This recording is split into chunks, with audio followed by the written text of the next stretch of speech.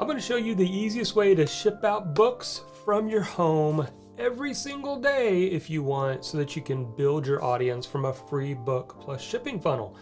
Hi, I'm Jonathan Milligan, and I'm the author of several books and workbooks, and we are sending out books daily and have been doing so for the last 4 years.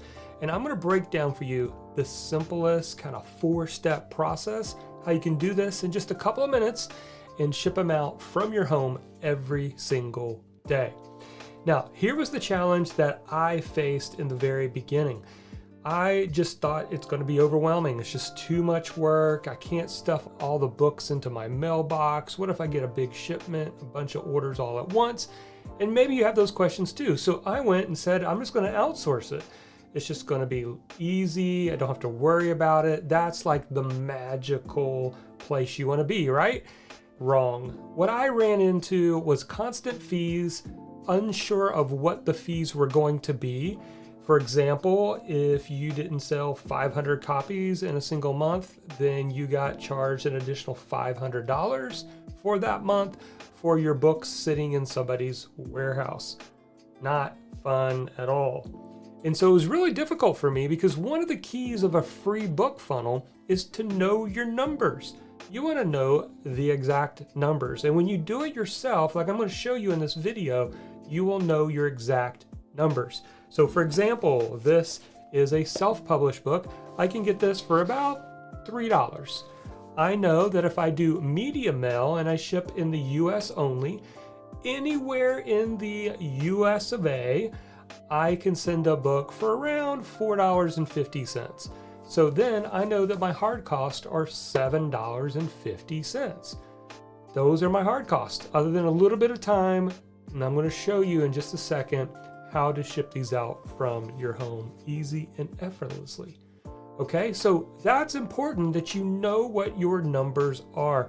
And that was the challenge I was facing by outsourcing it. I was getting charged extra, it was hard to make a profit, and so on and so forth. So let's jump now into the 4-step process. So the first thing you're going to want to have is you're going to want to have a 2-step order form. Now I'm using Kajabi. You can use a lot of different software tools out there. And you can see here that if I click on, this is step 1 of the 2-step order form. And what you're wanting to do is just collect things like, in fact, here's what it actually looks like. First name, their email, the address, the city, the state, and the zip code. Those are the key things that you need to collect. And you do that without asking for payment options, so that they hit submit and you get their contact info. Why? Because if they abandon the cart and they don't complete their order, you still have their email address. And you can send them what's called abandoned cart emails. Most softwares have this, where, hey, you didn't finish your order. Hey, come back and complete your order.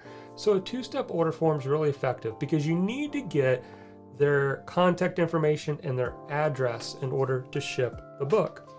All right, the second step of the 2-step order form is the checkout page. This is where they're going to, let me just show you what it actually looks like. In Kajabi, they're going to put in their email, if they hadn't already done so, choose their payment option, and then they hit ship my book. So the orders come in now, and we have their contact information, and they've paid at least for the shipping of the book. The next step of this process is you're going to take the contact information and you're going to go over to Pirate Ship. Now, Pirate Ship, it's completely free to use. Just go to pirateship.com and you can purchase a label. Now, what we're looking for is media mail, really important. You can see here all these orders. These is just proof that we're shipping this out. There's 337 in here. We're shipping these out every single day. So let me show you an example of what you can do. Click on get a single label. You can put in the email of that person, their name, you can put in the address and your ship from address. We created one for our book that's just called Media Mail. Now here's one key that you're going to need to know. The biggest thing you need to know with Media Mail, first of all, it has to be like a book or something. That's why it's called Media Mail, book, CD, something like that. Do people still get CDs and DVDs? I don't know. But primarily books are medium mail. And the reason is because it creates a flat shipping price for the most part. So you can stay within a range. And what you are looking for is the weight. So if you have a scale around the house, you will need to get a scale and just put it on there. Shipping scale is ideal. And most of these are under a pound. So this is under a pound. This is under a pound. Most books are under a pound. So you're going to want to choose that. And I click on the big Get Rates, and it's going to show me that it's roughly going to be under $5, somewhere between $4 and $5 for shipping it out. And then what it's going to do is we are looking to print off a label. And that's where this step comes in. You're going to want to buy a Rolo printer. Now, what's awesome about this Rolo printer is these little 4x6 stickers that will run through, and they're like all connected. They'll run through, they'll print it off, and since this is a laser printer, you never have to change the ink. It just, for 4 years, it just cranks out every single day for us. We print off lots of these. And what's cool about these 4x6 labels, if I can demonstrate this on the video, is that they're sticker. It's a sticker label. Okay, so what we do is you hit Get Rates, you hit Print. It's connected to this Rolo printer, so worth the investment. I'll put a link below to this exact one we use that we bought 4 years ago, and it cranks out every single day, prints these labels off, and then the next step is you're going to package the book. Now, what I would recommend is that you get a bubble envelope, something like this, so that it can protect the book, and it's also waterproof. We get one that's slightly larger. Here's why. Let me show you the process here. We take the book, and we're going to stick the book inside sideways, all the way down into the bottom, and then we like to fold it over all the way over again. It has a sticky adhesive, so we would pull that adhesive and we would put the book in there, and then you pull off the sticker label, slap it onto the book, and the book can be put into your mailbox. And that is the next part of this process. Many people don't know this, but you can actually go to USPS, just type in USPS, that's United States Post Office, and schedule a pickup.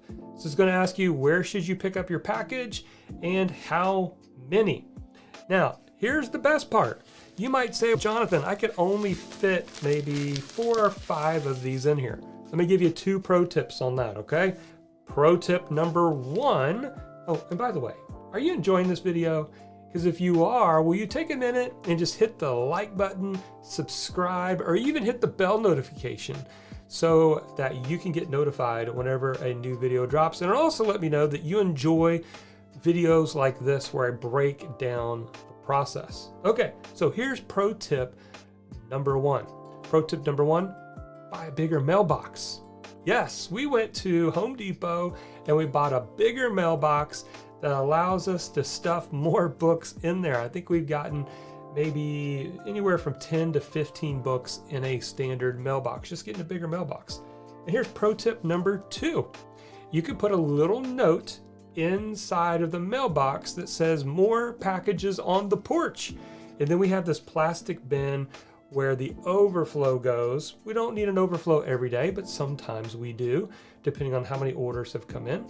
And that works every single time because you can put in, when you're asking how many packages, you can put in 20 packages or 25 packages or however many you have there.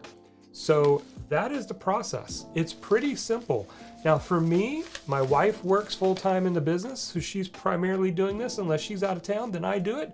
And it's real easy. You sit down in the morning, you look at how many orders came in, you add the addresses into Pirate Ship, you print off the labels using the Rolo printer. They are already paid for because the people who purchased it at least purchased the postage for you, so you're breaking even. And you slap a label, you put the book in here, boom, it goes in there. Now, 2 little extra bonus tips for you before we wrap up.